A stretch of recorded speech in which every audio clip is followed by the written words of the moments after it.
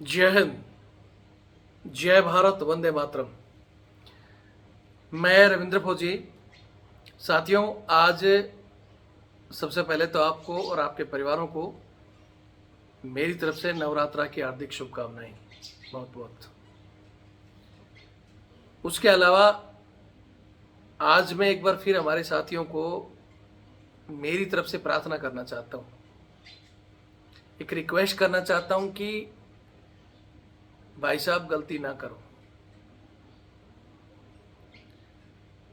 अभी भी हमारे बहुत से साथी, वो जो बैंक की एक मैडम ने फौजियों के बारे में जो गलत शब्द बोले थे, जिसका वो माफ़ी भी मांग चुकी है, लेकिन उसके बाद हमारे साथी अभी भी उसको कॉल कर रहे हैं। और मैंने हमारे साथियों को रिक्वेस्ट की कि भैया कॉल मत करो, लेकिन उसमें भी हमारे कुछ लोग कह रहे हैं कि भाई ये तो मैडम की तरफदारी क्यों कर रहा है, उसने गलत बोला तो हम भी बोलेंगे। तो यहाँ मैं मैडम की तरफदारी नहीं कर रहा हूँ, मैं आप लोगों के भविष्य की चिंता कर रहा हूँ, क्योंकि वो अच्छी तरह मैंने आपको बताया कि वो मैडम इन केसों को लेकर एफआईआर दर्ज कर रही है, पुलिस स्टेशन में शिकायत दे चुकी है। और अब जितने भी वो नंबर हैं जो आपके जा रहे हैं, उन पर पुलिस भी वेरिफिकेशन कर रही है। दूसरा, वकील साहब उनके खिलाफ कोर्ट में मामले को लेके जा रहा है। इस सिलसिले में हमारे लगभग 150 बंदों का नाम अभी तक उसमें लिखा जा चुका है। और मैं इसी वजह से रिक्वेस्ट कर रहा हूं, मुझे पता है कि हमारा फौजी आदमी जब वो ऑडियो या वीडियो देखता है उस समय एकदम गुस्से में हो जाता है और उठाकर लगा देता है फोन। जैसे अभी, हालांकि मैंने छोड़ दिया था ये चीजें 2-3 दिन से कि छोड़ो भाई, अब कोर्ट कचहरी में जो होगा, जो कर रहे हैं या तो वो भुगतेंगे या मैडम भुगतेगी। हालांकि आप सभी को पता है कि उस मैडम की जो वो जॉब थी, मैंने बताया भी आपको कि वो HDFC बैंक की एम्प्लॉय नहीं थी, वो एक लोन एजेंट थी और उसको वहां से हटा दिया गया। लेकिन उसने माफी भी मांगी, उसको हटा भी दिया, लेकिन अभी भी हमारे साथी उसको कह रहे हैं।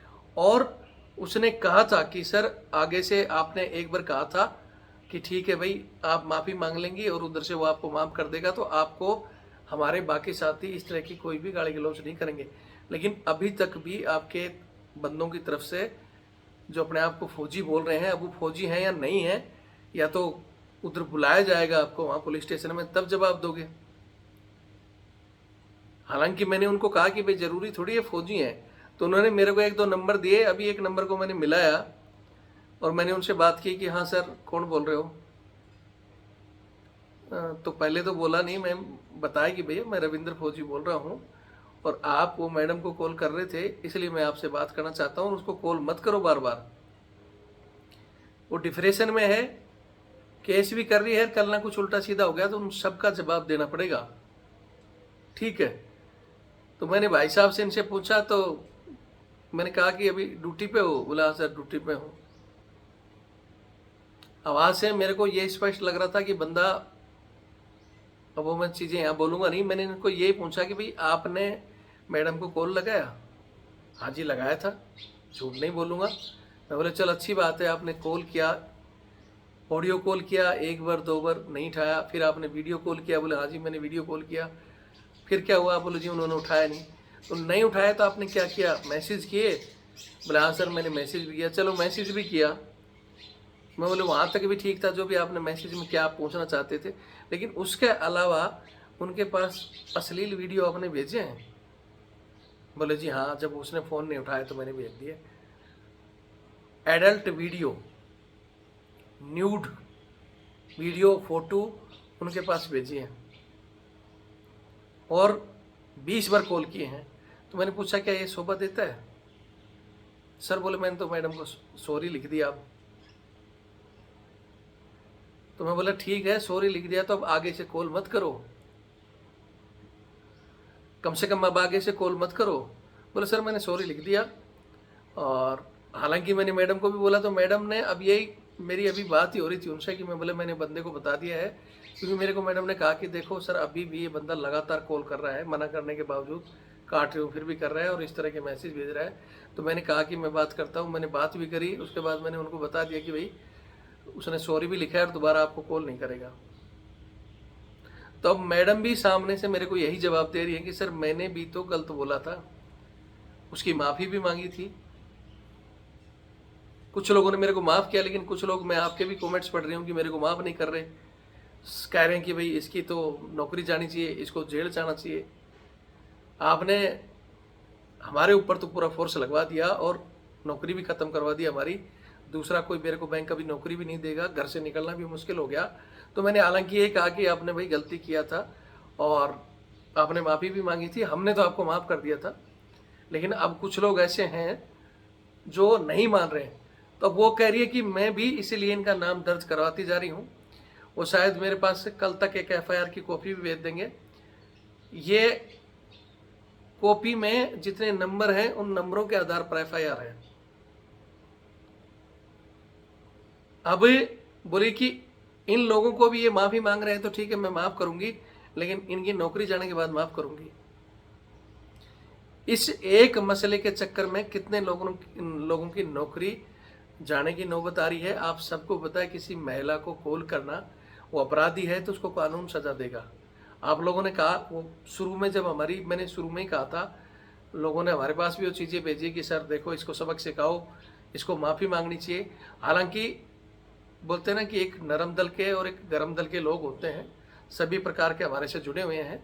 जो कुछ नरम दल के और समझदार लोग थे उन्होंने यही कहा कि इसको माफ़ी मांगनी चाहिए और या इसकी जॉब से इसको हटाना चाहिए।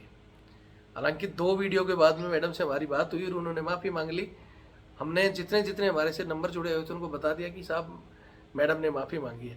तो उन लोगों ने कहा कि भाई ठीक है चलो माफ़ी मांग दी और आगे से ऐसा नहीं करे। लिखित में भी उन्होंने दिया है, जो लेटर मैं आपको दिखा चुका हूँ। वो लेटर उस बंदे के पास भी भेज चुका, मैं लिखित में दे दिया, ऑडियो में माफ़ी मांगा। आपने बोला वीडियो में, तो मैं वीडियो में भी कहा मैडम को वीडियो में भी ला कर माफ़ी मंगवा दें, नौकरी भी चलेगी। जो हमारे समझदार साथी हैं उनको मैंने कहा भी कि भाई ठीक है मसला जो होना था हो गया, उसके अलावा भी आपको लगता है कि जेल जाना चाहिए तो वो चीज़ें अपना आप हो रही हैं। वो जो बंदा है हमारा दूसरा, हमने हालांकि मैंने तो उसको कहा था, लेकिन वो बंदा जिससे बातें हुई हैं वो बंदा कह रहा है कि भाई मेरे डिपार्टमेंट में ऊपर तक बातें चली गई है और अब मेरे लेवल में नहीं है, मैं माफ़ नहीं करूँगा। वो ये बंदा कह रहा है इस समय। तो अब वो लड़ाई उस बंदे की, उनकी और उनकी डिपार्टमेंट की है। लेकिन जो आप ये फालतू जो कमेंट्स कर रहे हो, आप लोगों को भी वहाँ मैं फिर कह रहा हूँ कि आपकी नौकरी तो इतनी आसानी से नहीं जाएगी, लेकिन अगर आपको वहाँ सिर्फ कॉल आएगा ना कि आपको पुलिस स्टेशन में आना है, तो जहाँ से आप कमेंट्स कर रहे हो और जहाँ से आपको पुलिस स्टेशन में या फिर आपकी यूनिटों में जो लेटर जाएंगे कि ये, और वो भी बाकायदा स्क्रीनशॉट के साथ कि ये चीज़ें भेजी हैं, और वो भी हालांकि मैडम मेरे को फोर्स भी किया कि आपने मेरी रिकॉर्डिंग चलाई है तो आप ये स्क्रीनशॉट क्यों नहीं डाल देते, डालो ना आप। मैंने फिर भी मैडम को यही समझाया कि डिपार्टमेंट चाहे वो हमारा फौजी भाई हैं, हो सकता है उनमें भी 2-4 आदमी ऐसे हों, लेकिन 2-4 आदमी की वजह से पूरा डिपार्टमेंट खराब नहीं होता है। लेकिन अभी भी लगातार कॉल वो कर रहे हैं, और जब 150-200 के नाम आएंगे, 200 नाम तो मैडम ने मेरे को बताया, उसने वकील ने बताया कि 200 नंबरों के हिसाब से कंप्लेंट हुई है। मैडम तो हजारों की संख्या बता रही है। तो क्या हम लोगों की सभ्यता अभी न्यूज़ जो चला रही है ना, उस मैडम के पूरा हमारे हिंदुस्तान में जहाँ जहाँ वो न्यूज़ गई है सब मैडम को गलत बोल रहे हैं। लेकिन अगर यही न्यूज़ उल्टा घूम गई ना, 1 सेकंड लगता है, इज्जत बनाने में लाखों साल लगती हैं और गंवाने में।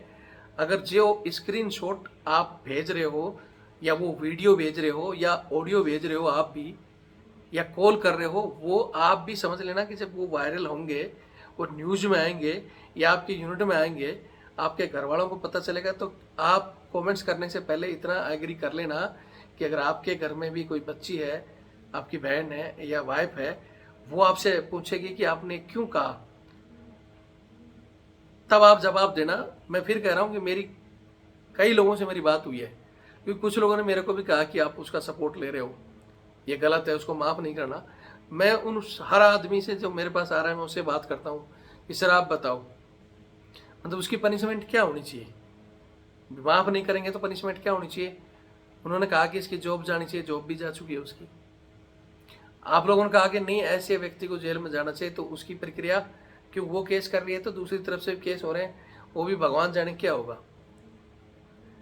फिर कहा कि सर ये, मैंने कहा कि हमारे बंदे जो कर रहे हैं वो क्या है, तो उसमें जो बंदा बात कर रहा है वो पहली बार तो ये कहता है कि सर ऐसी भाषा सुनकर तो कोई भी इस तरह का मैसेज करेगा ही, मतलब एक्शन का रिएक्शन तो होगा ही, गुस्सा तो आता ही है। तो मैंने जब उस इंडिविजुअल को पूछा कि भाई गुस्सा तो आपको भी आता होगा, बोले हाँ आता है, और मेरे को बहुत गुस्सा आया था। तो मैं बोले आपने मैसेज किए? भाई मेरे को गुस्सा आया, मैंने वो वीडियो के जरिए आवाज़ उठाई, मैडम ने माफ़ी मांगी। जिन जिन को भी गुस्सा आ रहा है, आपको भी गुस्सा आया? बोला जी गुस्सा आया। गुस्सा आया तो आपने अश्लील वीडियो उनको भेजा, आपने कोई अश्लील बातें लिखी, कोई न्यूड फोटो इनको भेजी, या उनकी फोटो को लगा कर किया? बोले मैं तो नहीं किया। क्यों? नहीं नहीं मेरा तो मतलब मैं तो अच्छे परिवार से हूँ। मतलब इसका मतलब आप खुद ही कह रहे हो कि वो गलत परिवारों से है। मैं फिर कह रहा हूँ कि बात गलत परिवारों की नहीं है। हमारी एक सबसे बड़ी फोर्स में क्या है, ड्रिंक जब इशू होता है हम भी उसी फोर्स का हिस्सा रहे हुए हैं। और जब 2 पैक चले जाते हैं ना, बोलते हैं ना जिसको इंग्लिश नहीं आती वो इंग्लिश बात करता है, बोले इंग्लिश सीखने के लिए 2 पैक तो भाई इश्यू के अनुसार सही मिलते हैं, 2 पैक 4 पैक तक बंदा आराम से ड्यूटी करता है। लेकिन ये शराब वो चीज़ है जो हाथी को भी हिला देती है। हाथी को भी शराब पिलाई जाती है ना ज़्यादा, तो वो भी उत्पन्न, बोलते हैं ना कि ऐसा हो जाता है बेकाबू का। तो उसी तरह जब 4 पैक 6 पैक 10 पैक बोतल जब पी ली ना, बोतल पिया हुआ है बंदा, फिर शेर ही बन जाता है। लेकिन मैं फिर कह रहा हूँ कि शेर नहीं, शेर तो कभी मरे हुए और कमज़ोर लोगों को टॉर्चर ही नहीं करता। शेर तो फिर मजबूत लोगों के लिए अटैक करता है। तो इनको शेर तो मैं बोल नहीं सकता, मतलब सिर्फ मन में शेर बन रहे हैं। और फिर इस तरह के, मैं फिर कह रहा हूँ कि अगर आप में ज़्यादा ही गुस्सा है तो आप बात करके ये चीज़ें कह सकते हो। मैसेज लिखना है तो मैसेज के सही तरीके से कि आपने क्यों बोला और आपने गलत बोला, माफ़ी मांगो, आपकी जॉब जाए, यहाँ तक भी ठीक है। लेकिन किसी भी एंगल से ये चीज़ें ठीक है क्या? कल उन्होंने मेरे को कम से कम 50-100 स्क्रीनशॉट भेजे कि बोले सर ये देखो। जो शुरू में मैडम ने माफ़ी मांगी और मैडम ने ये कहा था कि सर मैं शर्मिंदा हूँ, पता नहीं मेरे से कैसे ये शब्द निकले और भविष्य में मैं नहीं करूँगी। उसने लिख के भी दिया, फिर भी उसकी जॉब भी चलेगी, वो घर बेचारी बैठी है। और जो कानूनी कार्रवाई होगी, अब वो कह रही कि जो होगा मैं हर चीज़ भुगतने के लिए तैयार हूँ क्योंकि उससे गलती हुई है। लेकिन अब इन लोगों के साथ क्या हो? हालांकि मैंने मैडम को बार बार रिक्वेस्ट की, मैं हाथ जोड़ रहा हूँ आप लोगों की वजह से। उसने एक ही बार माफ़ी मांगी, लेकिन मैं आपकी वजह से हर रोज़ अब मैं उसके हाथ जोड़ रहा हूँ कि मैडम ठीक है, मैं इनको समझाता हूँ। कितनों को कॉल करूँगा, कितनों को समझाऊँगा गलत मैसेज मत दो, क्योंकि 4 पैक के बाद तो बात हमारी भी नहीं सुनते। जब नशा उतर जाता है ना, जैसे रात को 1-2 कॉल आया, मैंने रात को किया, अरे यार मत करो, नहीं नहीं तुमने माफ़ कर दिया, हम नहीं करेंगे, हम तो ऐसे ही करेंगे, हम तो ऐसे उसकी फ़ोटो, ये किसी भी महिला का फ़ोटो लगाकर एक न्यूड वीडियो पर उसका फ़ोटो और मोबाइल नंबर लगा दिया, उसका नाम लिख दिया, ये है ऑलरेडी। ये आज के ज़माने में ये सारी चीज़ें जब साइबर उसमें जा रही हैं, कहाँ से वीडियो फॉरवर्ड हो रहा है, क्यों किया आपने, इनका जवाब देना मुश्किल हो जाएगा। मैंने उस दिन भी कहा था कि उसकी गलती थी, उसके डिपार्टमेंट में शिकायत, अपने डिपार्टमेंट में शिकायत या पुलिस में FIR उसके खिलाफ हो सकती है। लेकिन उल्टा ये मैसेज करना, भाई मैं आप लोगों से यहाँ भी माफ़ी मांग लूँ। मैं जिसको भी पिए हुए को भी यही समझाता हूँ कि मत करना, लेकिन पिया हुआ समझता नहीं। फिर सुबह नशा उतरते ही सर आपने कॉल किया था, मैंने कहा ये बात है, और सर मैंने तो मैडम को सॉरी लिख दिया और अब नहीं करूँगा। लेकिन अब जो चीज़ें हमारे हाथ में, मैं तो अगर आप कहो तो उनके हाथ पैर भी जोड़ लूँगा कि चलो माफ़ कर दो। लेकिन अगर वो नहीं मानी और बात वकीलों तक पहुँच जाती है तो वकील फिर बाल की खाल खींचते हैं। इसलिए फिर रिक्वेस्ट करूंगा, और मैं अपने भाइयों से जो सही समझदार व्यक्ति हैं उनसे कहूँगा कि इस वीडियो को उन लोगों तक पहुँचाओ। और आप भी समझदार जो व्यक्ति हैं, अगर वीडियो बनाकर दे सकते हो तो मेरे को वीडियो बनाओ कि भैया उसने माफ़ी मांग ली। अगर आपको माफ़ भी नहीं करना है तो भैया कानूनी कार्रवाई उसके खिलाफ हो रही है और कानूनी तौर से कुछ भी कर सकते हो, लेकिन इस तरह के ऑडियो वीडियो मैसेज मत दो। आपका वो गुस्सा हमारी इस फोर्स की बदनामी कराएगा भविष्य में। जो ये एक जो दिखाई दे रहा है हमारे को, हम आगे की और पीछे की सोच के चलते हैं, ठीक है। लेकिन वही बात है ना, बोले जिस तरह रामायण में वेद व्यास जी जब रामायण लिख रहे थे, बोलते थे ना, घटना से पहले ही वो लिख रहे थे कि आगे क्या घटेगा। तो उनको पता था वो सीता जी धरती में समाने वाली हैं। उन्होंने बहुत कोशिश की रोकने की, लेकिन वो समाई गई। तो हम भी कोशिश कर रहे हैं इन लोगों को रोकने के लिए कि भैया इसका रिजल्ट गलत है, क्योंकि हमें दिख रहा है, हमने ये चीज़ें फेस कर रखी है। हमने अधिकारियों को, आप तो गलत, इतना लिखने की बात है, हमने भी तो जो हमारे जवानों को थप्पड़ मार देता है, घरेलू काम कराता है, ऐसे लोगों को हमने सिर्फ एक ही वर्ड बोला था, हरामखोर। उसके ऊपर हमारे पर FIR हो रखी है, सिर्फ इतना ही वर्ड बोलने पर, बल्कि मैंने तो गलत कहा भी नहीं। और उसके लिए मेरे को कितने चक्कर, कभी दिल्ली, कभी जयपुर और कभी कहीं कहीं मारने पड़ रहे हैं, ठीक है। सामान्य व्यक्ति सिर्फ और सिर्फ इधर से उधर आने जाने में ही टूटता है। आने जाने का खर्चा, इतनी छुट्टियां मिलती हैं, उसमें बर्बाद कर दोगे, फिर हमें अच्छा नहीं लगेगा, फिर बोलोगे सर रविंद्र सर आप तो अच्छा बोल रहे थे उस समय।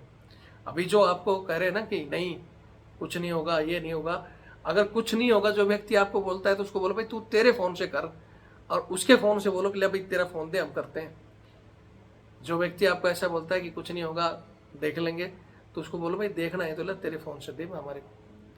या फिर मैं कई बार कह चुका हूँ कि जब सामने कोई बड़ा व्यक्ति, कोई बड़ा लेवल का आदमी हमारी बंदों को तंग करता है, उस समय मैं खुद बोलता हूँ ये नंबर रहा, बात कर लो। उस समय तो शेर अंडरग्राउंड हो जाते हैं। और अब एक महिला जिसने गलती की, माफ़ी मांग ली, मैं फिर कह रहा हूँ कि उसको जो सज़ा मिलनी है, पश्चाताप, भगवान ने भी कहा है कि पश्चाताप बहुत बड़ी चीज़ है, और वो पश्चाताप कर रही है, माफ़ी मांग चुकी है, उसका जॉब भी जा चुका है, ठीक है। कैसे वो अपना किराया भाड़ा एडजस्ट कर रही है वो उसको पता है, या फिर भगवान जानता है। और आगे भी कोई कानूनी अगर फोर्स उसके ऊपर करती है तो उसको झेलना पड़ेगा।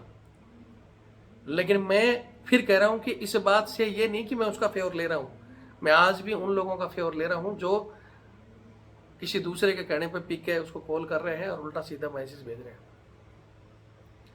याद रखो, इन चीज़ों का नतीजा गलत निकलेगा, फिर बोलोगे रविंदर सर अब बचा लो। तो मैं अभी भी ये कहूँगा, छोड़ दो इन चीज़ों को, मत करो। अगर आप मानते हो कि छोटा भाई या बड़ा भाई आप हमारे साथ जुड़े हुए तो आप तो मत करो, और जुड़े हुए लोग इन वीडियो को आगे जरूर शेयर कर देना ताकि बाकी हमारा भाई भी समझे। और अगर इस चीज़ में किसी को डिबेट करनी है तो आओ मेरे चैनल पर बैठो, 10-5 आदमी, मैं जूम के मीटिंग करता हूँ, बोलो अपने अपने विचारों को। लेकिन हम एक उस संस्था से बिलोंग करते हैं जहाँ महिला, बुजुर्गों की और बच्चों की हमें इज्जत सिखाई जाती है। अरे इसने क्या बोला, इससे कश्मीर में शायद मेरे से जुड़े हुए बहुत साथियों ने ड्यूटी की होगी। मेरी खुद 5 से 7 साल की नौकरी कश्मीर की है, जहाँ सामने वाला ऐसे ऐसे गालियाँ भी देता था, पत्थर भी मार देते थे, बच्चे भी, महिलाएं भी उल्टा सीधा बोल देती थी।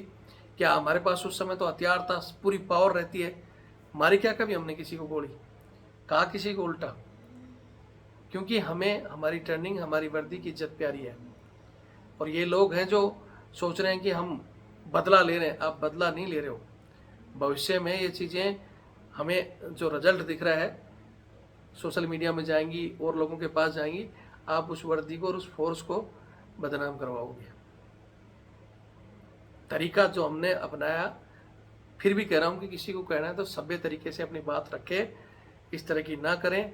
और बाकी तो वही है कि भैया जो होना है, बोला ना, वही होगा जो राम रखा चाहे। होना वही है जो भगवान ने लिखे हुए हैं।